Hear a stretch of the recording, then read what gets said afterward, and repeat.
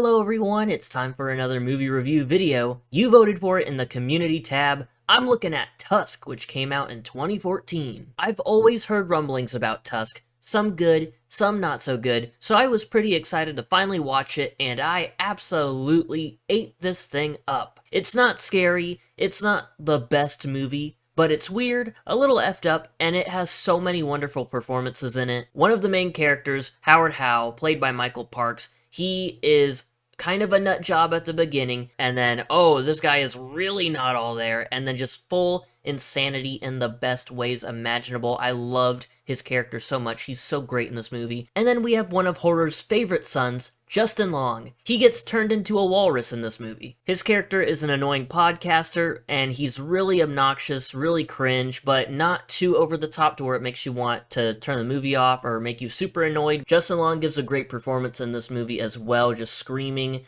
He is just stressed the F out because of, well, you know, the situation that he's put into. Half of the movie, we can only really see his eyes and just the fear in his eyes while he's going through all of these changes. Just a wild ride, and I loved it from start to finish. There are a few moments in this movie where it kind of dips, and it's not super entertaining or anything like that, but not very many of those moments throughout. Overall, I'd say it's very consistent, it's very weird, and it knows it's weird, and that's why I love it. Because at the same time, there is a bit of seriousness thrown into this movie, and I think that's why I like the movie, because it's such a ridiculous premise, but everyone is just going all in. Especially Michael Parks, like I said. I didn't know this going into the movie, but this is based on an idea that Kevin Smith had on one of his podcasts with Scott Mosier, I think. I don't know the full backstory on it, but they played a little audio clip at the end of the movie, and it just adds to the charm of this silly thing that it's just a random idea on a random podcast. It just made me love the movie even more after I got done watching it. So in this movie, we have Justin Long playing Wallace Brighton, who has a podcast with his friend Teddy, and the name of their podcast is Not Sea Party. And right away, I had my worries about this movie. I didn't know how dumb it was gonna get. I mean, it is a dumb movie, but I thought we were gonna get really cringy dumb. But it's really just to set up that Justin Long's character is just really freaking annoying. So on this podcast, Wallace, he goes around interviewing interesting and weird people, and he then describes it to his friend. Wallace heads to Canada to interview the Kill Bill kid who was dancing around with a katana or whatever, and he slices his own leg off. So he goes to interview him for the podcast, but when he gets to Canada, it's revealed that the Kill Bill kid, he took his life with his own katana, and Wallace is really obnoxious about it, wow, selfish little bastard, what the heck? He's at a bar complaining over the phone, and he's talking really loudly. Fucking Kill Bill kid killed himself, sir, with his own fucking sword. He's a little pissed because he's in Canada with no content to grab, but in the bathroom he spots a flyer posted by Howard Howe. He heads off to his house to interview him and hear all of his tall tales. He drinks some special tea while he's talking to Howard. Howard Howe is a pretty interesting guy. Like I said, he's played by Michael Parks. Full insanity the more the movie goes along. I loved him in this so much. He tells a story about how he met Ernest Hemingway. He has a walrus dick above his fireplace. So it's like a walrus spine? No, it's more like a walrus cock. And speaking of walruses, he tells the story of how he was stranded at sea and a walrus saved him. He had an absolutely wonderful 6 months with the walrus, and he named him Mr. Tusk. Now it's at this point Wallace has been drinking some special tea, and he starts feeling a little woozy, and he collapses on the floor. And right before we fade to black, Howard calls him Mr. Tusk. It'll be all right, Mr. Tusk. We get a flashback to before the Canada trip, and we get introduced to Wallace's girlfriend, Allie. She basically tells him how cringe his new persona is with the podcast and how cruel he is on the podcast, and that she misses the old him. We'll get some more details about Allie and his friend Teddy later on. Back at Howard's house, Wallace wakes up, and Howard tells him that a spider bit him, and a doctor had to amputate his leg. Oh my god! Oh my god. This is where the movie makes the big switch right here. It's just crazy. He's making up the most random bullshit story about, oh, the doctor's making his rounds, you can't talk to him. Oh, he doesn't want you to be disturbed, so he got rid of all the phones and he actually stepped on your phone and broke it. Oopsies. And Howard also can't stop giggling because, you know, Wallace is pumped full of drugs and he's one-legged, and obviously it's kind of referencing how Wallace is really cruel on his podcast, making fun of weird people, and how that one kid cut off his leg, and he's like, aha, this is so silly. How does it feel to be giggled at, Wallace, huh? How does it feel? Later that night at supper, Wallace pretty much cracks that there was never a spider, and Howard freaking stands up out of his wheelchair. Ever since we met Howard, He has been in a wheelchair. He's just this like kooky old guy who's in a wheelchair telling stories of his golden years, but it gets revealed right here in a great way that it's all just one big act. Turns out he's making a walrus suit. He then says he's looking to ask the age-old question, Is man indeed a walrus at heart? But like I've said countless times already, I love how much of a psychopath Howard is. This character is just so damn fun.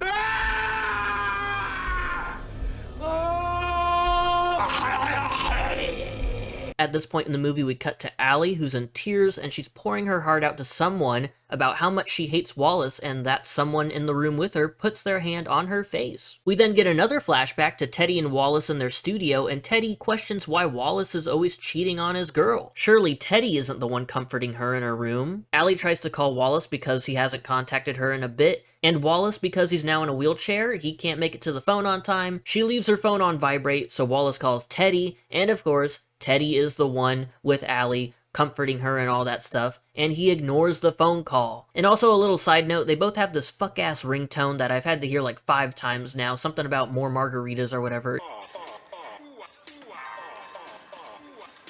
Damn, that thing was getting on my nerves. Howard is once again operating on Wallace, and he has his leg on ice. While he's operating, Howard tells a story, which he loves to do. He loves to yap a bunch. His story involves his parents being killed, and he was placed in a terrible asylum-like place, and he was abused and all of this terrible stuff, which I feel bad, but you know, you're still crazy. But that is what fueled his whole mindset of, oh, man are truly evil. How dare they be evil, and yeah. But now we get a look at Wallace, and both of his legs are gone, and his arms are sewed to his torso. And shortly after, we see that now he is full-on walrus. Howard is pretty much obsessed with meeting Mr. Tusk once again. He said that he never should have left him and moved back to America. But now it's time for Wallace's first walrus lesson. He must learn to swim. So Wallace the walrus flops around in the water before sinking. But as he's sinking to the bottom, he spots the remains of another victim of the walrus suit. Howard is just eating up every little bit of this. He is just going completely bonkers.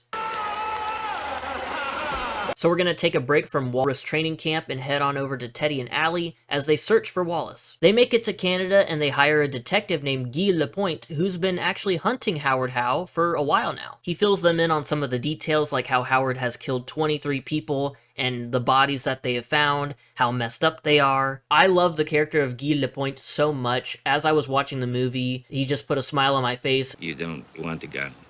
You take him.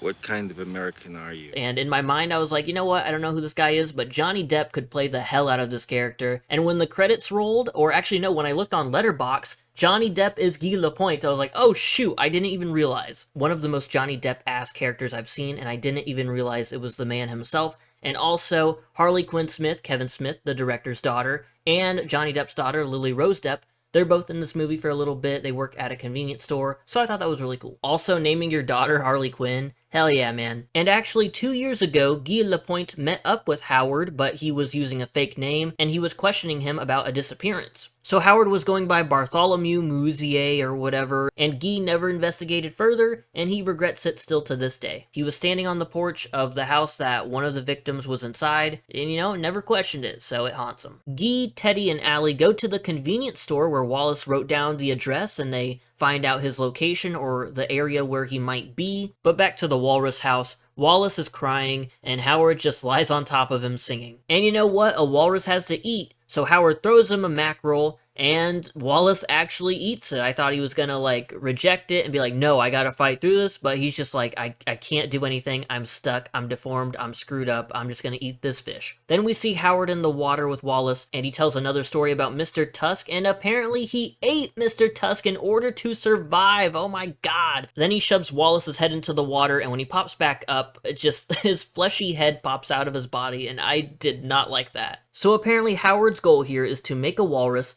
that will fight back, unlike Mr. Tusk. So yeah, he's training Wallace and all of his other past walrus proteges to fight back and take him out because Mr. Tusk couldn't and he feels bad about it? I don't know. And this is where we get Howard putting on a walrus suit of his own and we get a walrus fight. I was just losing my mind at this point. The gang is actually nearby and they hear Wallace's cries, so they head towards the house. Howard starts talking about survival instinct or whatever, and he takes off the walrus suit, but Wallace stabs him in the foot with his tusks and then repeatedly just stabs him over and over again. In Howard's dying breath, he says, "You are my Mr. Tusk." Allie and Teddy make it to Wallace, but he is just screaming, and he is no longer the man that they once knew. He is now the walrus they will maybe get to know. But maybe they won't get to know him because Guy aims his gun at Wallace, but then we fade to black. It's now 1 year later, and we're at the Manitoba Exotic Animal Sanctuary. So Wallace didn't get shot, and now he's at this sanctuary. Allie and Teddy visit him and toss him a fish. Wallace comes scampering out, bites into the fish, and we get a flashback of Allie telling Wallace that it's good to cry. It separates us from animals. It shows that you have a soul. She tells Wallace that she loves him and that she wants him to remember that. Her and Teddy leave, and then Wallace cries walrus tears. And there you have it. That's Tusk. I reviewed about like a handful of movies on this channel. I've only had this channel for about a year and a half now. This has been my favorite movie I've ever made a video about on the channel, review-wise. There's something beautiful about the movie. I'm not entirely sure what, but there's something there. There's something to it. On Letterboxd, this thing has a rating of 2.4, and I get that some people might not care for it. A lot of the reviews are negative, you know, saying like, what the hell was this? What the hell did I just watch? But me personally, I had a blast with it. It's not perfect by any means, but in a way, it's kind of perfect. I feel like the goal of this movie was achieved. What that goal was, I'm assuming just to make a silly, goofy, mad doctor man turns a dude into a walrus kind of adventure. And that's what we got, so I can't be disappointed. Thank you all for watching this video. I have tons of other videos planned for the next couple of months. I hope you're excited. We got some rankings, and I'm also working on my 100 best movies of the 21st century. So yeah, lots of cool stuff being planned. I will see you in the next video. Goodbye.